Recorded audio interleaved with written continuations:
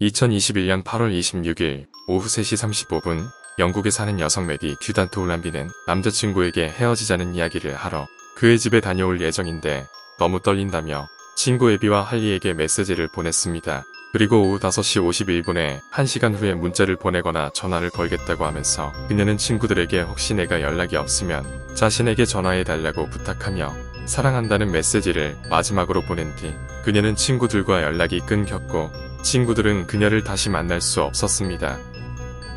캠브리지셔의 윈블던 마을에서 태어나고 자란 메디 듀단트 올란비는 어렸을 때부터 춤에 재능이 있고 창의력이 풍부한 아름다운 22살의 여성입니다. 아버지 스티브와 어머니 레이첼의 사랑스러운 딸이고 남동생 파비안에게는 소중한 누나였습니다. 2019년 고등학교를 졸업한 메디는 아버지가 근무 중이던 회사 알루마스에 취직을 하여 마케팅팀에서 일하게 되었습니다. 그녀의 창의적인 재능은 마케팅 분야에 잘 맞았고 팀에서 빠르게 능력을 인정받으며 안정적인 회사 생활을 이어가면서 회사에서 사랑하는 사람도 만나게 됐습니다. 그녀의 남자친구는 마케팅팀 이사였던 벤 그린으로 벤은 사회초년생인 메디가 마케팅 일을 배울 때 이런저런 조언을 해주며 그녀에게 많은 도움을 주었습니다. 벤의 도움으로 그녀는 빠르게 마케팅 일을 배우며 자신을 잘 챙겨주는 벤에게 호감이 생기기 시작했고 벤 역시 메디에게 마음이 있었습니다. 하지만 메디는 고등학교를 막 졸업하고 온 20살이었고 벤은 39살의 자녀가 3명이나 있는 이혼남이었기 때문에 쉽게 만날 수 없었던 그들은 많은 고민 끝에 그해 크리스마스부터 사귀기 시작했습니다. 메디의 부모님은 자신들만큼 나이가 많고 이혼 경력이 있는 벤을 만나는 것이 걱정되었지만 메디를 사랑해주는 모습을 보며 조금씩 둘 사이를 이해해주기 시작했습니다. 그렇게 벤과 특별한 만남을 이어가던 메디는 마케팅 분야에서의 경력과 능력을 인정받아 키라인 회사에서 스카우트 제의가 들어오게 되었고 이직을 한 메디는 알루마스에 근무할 때보다 연봉이 인상되어 나중에 독립을 해서 살기 위한 집의 보증금을 모으기 위해 저축을 하기도 했습니다. 하지만 메디의 남자친구 벤은 그녀와 함께 일하며 매일같이 얼굴을 보다가 그렇지 못하게 되자 나이 어린 여자친구와의 관계를 걱정하기 시작했습니다. 그의 걱정은 점점 그녀의 사생활에 대한 집착으로 변하기 시작해 메디가 외출을 하면 빨리 들어가라고 재촉하는 전화를 하고 그녀가 집에 들어갈 때까지 기다렸으며 메디의 휴대폰 메시지를 정기적으로 확인하기도 했지만 그녀는 여전히 벤을 사랑했고 그와의 만남이 행복했습니다. 하지만 그들의 관계가 지속될수록 벤의 집착은 점점 더 심해졌고 극도의 질투심까지 보이기 시작했습니다. 한 번은 메디가 TV 프로그램 러브 아일랜드 출연자 중 매력적인 남자를 발견했다고 장난처럼 말했는데 그 말에 벤이 심하게 화를 내어 두 사람은 말다툼을 한 뒤 3일 동안 말을 하지 않은 적도 있었습니다. 심지어 메디가 자신과 함께하지 않고 그녀의 가족과 시간을 보내는 것에도 질투를 하며 화를 냈고 이런 상황들이 반복되면서 메디는 자신에게 집착하며 지배하고 통제하려는 벤의 성향을 힘들어했습니다. 벤의 강한 소유욕과 지배적인 성향은 두 사람의 친구들도 알고 있었습니다. 벤의 친구들은 그를 여성 혐오, 섹스 중독자라고 표현했습니다. 그는 여성을 성적 대상으로만 여기면서 전국의 수백 명의 여성과 잤다고 자랑했었고 심지어 결혼을 하고 아이를 낳았을 때도 바람을 피우며 8명의 여성과 성관계를 갖기도 했었다고 합니다. 그리고 벤은 자신보다 훨씬 어린 여자들을 좋아해서 데이트 상대의 대부분이 10대 후반이었을 것이라고 말했으며 여성들을 자신의 소유물로 취급했을 뿐 존중하지 않았다고 합니다. 메디도 벤과 다툼이 잦아지면서 친구들에게 벤과 어떻게 해야 할지 확신이 서지 않고 서로 다른 길을 가고 있다며 고민을 털어놨었고 그때마다 친구들은 벤의 행동에 대해 소유욕이 강하고 집착이 심한 것 같다고 표현했습니다. 하지만 벤의 성향은 메디의 가족들에게는 숨겨져 있었습니다.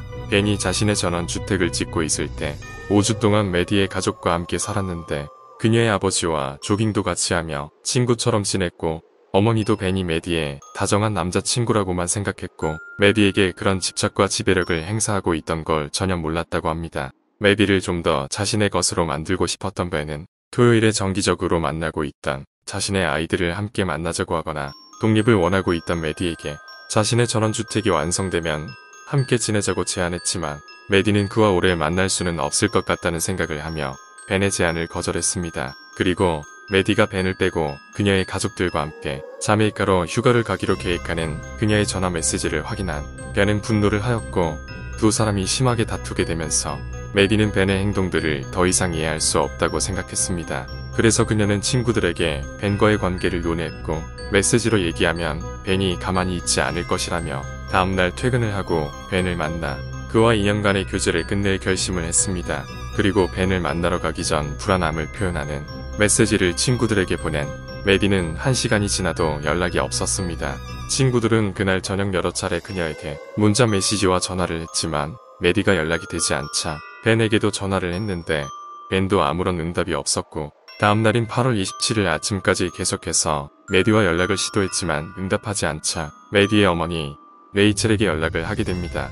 연락을 받은 레이첼은 딸을 걱정하며 경찰에 신고를 하였고 경찰은 오후 1시 30분 로센프탄시아 캐터링에 있는 벤의 자택으로 출동했습니다. 경찰은 피가 흥건한 주방에 칼을 들고 죽어있는 벤과 2층 침대에서 칼에 찔려 사망한 메디를 발견했습니다. 조사 결과 둘 다 현장에서 사망한 것으로 판명되었고 뒷마당 문을 제외하고 문과 창문은 모두 잠겨 있었으며 제3자의 범행을 암시하는 증거는 없었습니다. 그리고 메디의 휴대폰은 침대 옆에 있었고 벤이 메디의 왼쪽 어깨와 가슴을 칼로 찔렀을 때 너무 세게 찔려 부러진 칼날이 그녀의 상처에서 발견되었으며 칼의 손잡이가 근처에 남아 있었습니다.